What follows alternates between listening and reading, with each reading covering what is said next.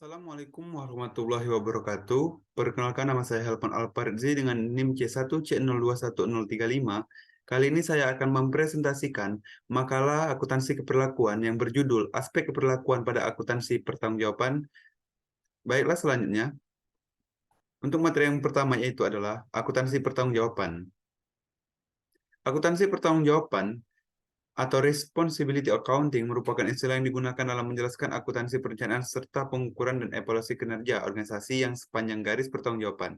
Garis pertanggungjawaban ini meliputi pendapatan serta biaya-biaya yang diakumulasikan dan dilaporkan oleh pusat pertanggungjawaban.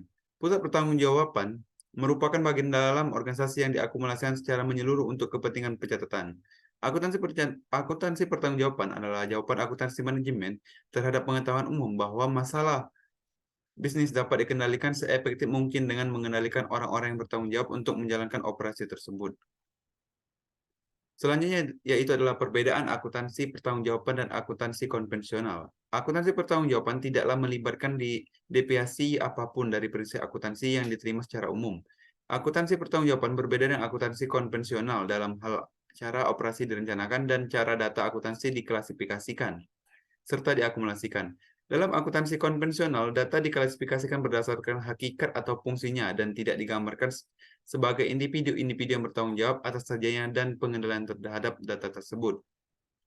Akuntansi pertanggungjawaban meningkatkan relevansi dari informasi akuntansi dengan cara menetapkan suatu kerangka kerja untuk perencanaan, akumulasi data, dan pelaporan yang sesuai dengan struktur organisasional dan hierarki pertanggungjawaban dari suatu perusahaan. Akuntansi pertanggungjawaban memberikan akumulasi data yang impersonal dalam akuntansi konvensional dengan cara membahas manajer segmen secara langsung dan dengan menyediakan tujuan serta hasil kinerja aktual atas faktor-faktor operasional atas mana manajer tersebut bertanggung jawab dan mampu melakukan pengendalian.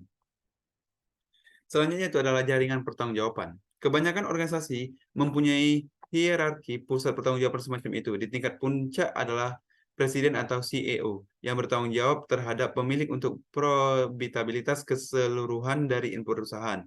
Mereka yang bertanggung jawab terhadap presiden perusahaan meliputi kepala dari berbagai departemen operasi atau staf. Untuk memastikan jaringan tanggung jawab dan akuntabilitas berfungsi dan mulus, struktur organisasional suatu perusahaan harus dianalisis dan laba serta beban yang sebenarnya dari tanggung jawab tersebut ditentukan secara hati-hati. Untuk menciptakan struktur yang jaringan pertanggungjawaban yang efisien, tanggung jawab dan lingkup dari wewenang untuk setiap individu dari eksekutif puncak sampai ke karyawan di tingkat paling rendah harus didefinisikan secara logis dan jelas. Selanjutnya itu adalah jenis-jenis pusat pertanggungjawaban. Yang pertama adalah pusat pendapatan. Jika tanggung jawab utama seorang manajer adalah penghasilan pendapatan, maka segmennya sebaiknya diperlukan sebagai pusat pendapatan. Pusat pendapatan merupakan pusat pertanggungjawaban di mana output diukur dalam rupiah tetapi tidak dihubungkan dengan inputnya. Dengan demikian, pusat pendapatan organisasi pemasaran yang tidak mempunyai tanggung jawab terhadap laba. Yang kedua adalah pusat biaya. Pusat biaya merupakan bidang tanggung jawab yang menghasilkan suatu produk atau memberikan suatu jasa. Manajer yang bertanggung jawab atas pusat biaya memiliki diskresi akan kendali hanya atas penggunaan sumber daya fisik dan manusia yang diperlukan untuk melaksanakan tugas yang diberikan kepadanya. Mereka tidak memiliki kendali atas pendapatan karena fungsi pemasaran bukan tanggung jawabnya. Keputusan investasi seperti membeli tambahan mesin atau meningkatkan persediaan bahan baku dan perlengkapan dibuat pada tingkat organisasi yang lebih tinggi. Berikutnya adalah pusat laba. Pusat laba adalah segmen di mana manajer memiliki kendali atas pendapatan maupun biaya manajer dievaluasi berdasarkan efisiensi mereka dalam menghasilkan pendapatan dan mengendalikan biaya. Diskresi yang memiliki terhadap biaya meliputi beban produksi dari produk atau jasa.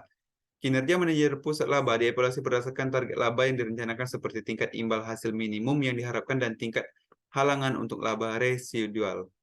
Selanjutnya yaitu adalah pusat investasi. Manajer pusat investasi bertanggung jawab terhadap investasi dalam aset serta pengendalian atas pendapatan dan biaya. Mereka bertanggung jawab mencapai margin kontribusi dan target laba tertentu serta di efisiensi dalam penggunaan aset. Mereka diharapkan mencapai keseimbangan yang sehat antara laba yang dicapai dan investasi dalam sumber daya yang digunakan. Kriteria yang digunakan dalam mengukur kinerja mereka dan menentukan penghargaan mereka meliputi tingkat imbal balik hasil atas aset atau return on asset atau biasa disebut ROA, rasio perputaran dan laba residual. Selanjutnya adalah pusat laba. Untuk berfungsi dengan memadai, fungsi pertanggungjawaban seharusnya serupa mungkin dengan struktur organisasi.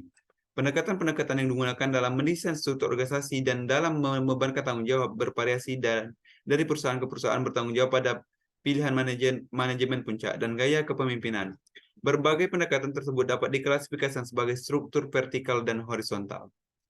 Selanjutnya adalah struktur vertikal. Dalam struktur vertikal, organisasi dibagi berdasarkan fungsi-fungsi utama. Tanggung jawab secara keseluruhan untuk fungsi produksi, penjualan, dan keuangan diberikan kepada wakil direktur yang mendelegasikan tanggung jawab mereka ke struktur di bawahnya sesuai dengan hierarki.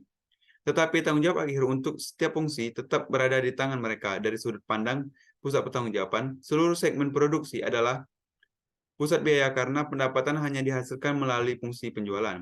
Segmen penjualan merupakan pusat pendapatan karena berbagai manajer hanya bertanggung jawab untuk menjual produk atau jasa dan tidak memiliki kendali maupun diskresi terhadap biaya produksinya. Selanjutnya adalah struktur horizontal. Jika maksudnya adalah untuk membebankan tanggung jawab atas laba dan investasi kepada beberapa direktur, maka struktur horizontal untuk mendelegasikan tanggung jawab adalah yang paling sesuai. Struktur tersebut dapat dibagi berdasarkan produk atau area geografis. Masing-masing wakil direktur mengendalikan suatu pusat laba atau investasi daripada pusat pendapatan atau pusat biaya fungsional. Selanjutnya adalah pemilihan struktur. Jenis struktur yang dipilih akan mempengaruhi jaringan pusat pertanggungjawaban, yang pada gilirannya berfungsi sebagai suatu kerangka bagi arus data dan kebutuhan pelaporan. Jika jaringan pusat pertanggungjawaban sama dengan struktur yang dipilih, maka sistem akan berfungsi secara efektif dan mendorong para manajer untuk menggunakan sebagai sumber referensi dalam menjalankan aktivitas yang telah ditetapkan. Selanjutnya itu adalah menetapkan pertanggungjawaban. Setelah memilih jenis struktur organisasi, tugas penting berikutnya adalah membangun sistem pertanggungjawaban yang efektif. Secara keperlakuan adalah menggambarkan pertanggungjawaban. Kebanyakan orang menerima tanggung jawab dan tantangan yang terkandung dalamnya. Tanggung jawab terhadap sesuatu membuat seseorang merasa kompeten dan penting. Hal tersebut mengimplikasikan wewenang pengambilan keputusan dan dapat memotivasi mereka untuk memperbaiki kinerjanya. Tanggung jawab dalam pemenuhan dari suatu pekerjaan. Tanpa hal tersebut, moral karyawan akan menderita. Pengaruh perilaku yang menguntungkan dari pembebanan tanggung jawab atas fungsi tertentu kepada individu didukung dengan riset empiris. Sayangnya, saling ketergantungan dari berbagai segmen organisasi seringkali menimbulkan kesulitan dalam membuat gambaran tanggung jawab yang jelas. Selanjutnya itu adalah perencanaan, akumulasi data, dan pelaporan berdasarkan pusat pertanggungjawaban. Yang pertama adalah anggaran pertanggungjawaban. Untuk maju secara kronologis, maka disusun anggaran yang membebankan target biaya dan pendapatan kepada setiap segmen jaringan. Hal ini merupakan basis untuk mengevaluasi kinerja orang yang bertanggung jawab atas setiap unit organisasi. Karakteristik anggaran pertanggungjawaban adalah bahwa manajer pusat pertanggungjawaban dibebani target kinerja hanya untuk pos-pos pendapatan dan biaya yang dapat dikendalikan. Yang berikutnya adalah akumulasi data. Untuk memfasilitasi perbandingan periodik dengan berbagai perencanaan anggaran, akumulasi pos laba dan biaya aktual harus mengikuti pola jaringan pertanggungjawaban. Hal ini membutuhkan adanya klasifikasi 3 dimensi terhadap biaya dan pendapatan selama proses akumulasi data. Pertama, biaya diklasifikasi berdasarkan pusat pertanggungjawaban. Kedua, dalam setiap pusat pertanggungjawaban, biaya tersebut diklasifikasi berdasarkan apakah biaya tersebut dapat dikendalikan atau tidak. Dan yang ketiga adalah biaya tersebut diklasifikasikan berdasarkan jenis biaya atau berdasarkan pos pelaporan seperti gaji, perlengkapan, bahan baku, dan sewa. Selanjutnya adalah pelaporan pertanggungjawaban. Produk akhir dari hasil sistem akuntansi pertanggungjawaban adalah laporan pertanggungjawaban atau laporan kinerja secara periodik. Laporan ini merupakan media yang melalui biaya yang dapat dikendalikan, efisiensi manajerial yang dapat diukur, dan pencapaian tujuan dinilai.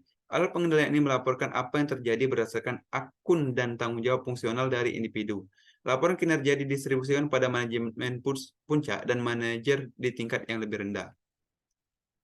Selanjutnya adalah asumsi keperlakuan dari akuntansi pertanggungjawaban. Yang pertama yaitu manajemen berdasarkan pengecualian. Manajemen berdasarkan pengecualian mengasumsikan bahwa untuk mengelola dan mengendalikan aktivitas organisasi dengan paling efektif, manajer sebaiknya mengonsentrasikan perhatian mereka pada bidang-bidang di mana hasil aktual menyimpang secara substansial dari tujuan yang dianggarkan atau standar. Yang berikutnya adalah manajemen berdasarkan tujuan. Akuntansi pertanggungjawaban memfasilitasi manajemen berdasarkan tujuan atau manajemen berdasarkan penilaian diri. Hal ini merupakan suatu pendekatan manajemen yang didesain untuk mengatasi berbagai respon manusia yang disfungsional yang dipicu oleh usaha untuk mengendalikan operasi menggunakan dominasi. Selanjutnya adalah kesesuaian antara jaringan pertanggungjawaban dan struktur organisasi. Akuntansi pertanggungjawaban mengasumsikan bahwa pengendalian organisasional ditingkatkan dengan penciptaan jaringan pusat pertanggungjawaban yang sesuai dengan struktur organisasi formal. Maksud manajemen puncak untuk mendelegasikan dan menyebarkan dijelaskan oleh hierarki wewenang atau struktur organisasi yang menugaskan wewenang dan tanggung jawab untuk tugas-tugas tertentu berdasarkan tingkatan hierarki untuk mencapai pembagian kerja yang berarti. Selanjutnya itu adalah penerimaan tanggung jawab. Elemen yang paling penting dalam keberhasilan suatu sistem akuntansi pertanggungjawaban adalah penerimaan para manajer pusat pertanggungjawaban atas tanggung jawab yang diberikan sebagai sesuatu yang seimbang dan kerelaan mereka untuk dimintai pertanggungjawaban. Dan yang terakhir adalah kapabilitas untuk mendorong kerjasama pertanggungjawaban. Akuntansi pertanggungjawaban meningkatkan kerjasama organisasional dengan menunjukkan kepada manajemen bahwa aktivitas mereka sesuai dengan gambaran keseluruhan dan bahwa setiap orang bekerja untuk tujuan bersama. Akuntansi pertanggungjawaban juga meningkatkan kesetiaan pada perusahaan, harga diri dan rasa penting dan mengizinkan orang untuk memformulasi tujuannya sendiri dan membuat keputusannya sendiri dalam kerangka kerja delegasi pertanggungjawaban. Mungkin itu saja materi yang dapat saya sampaikan. Saya akhiri video ini dengan wabillahi taufiq wal hidayah. Wassalamualaikum warahmatullahi wabarakatuh.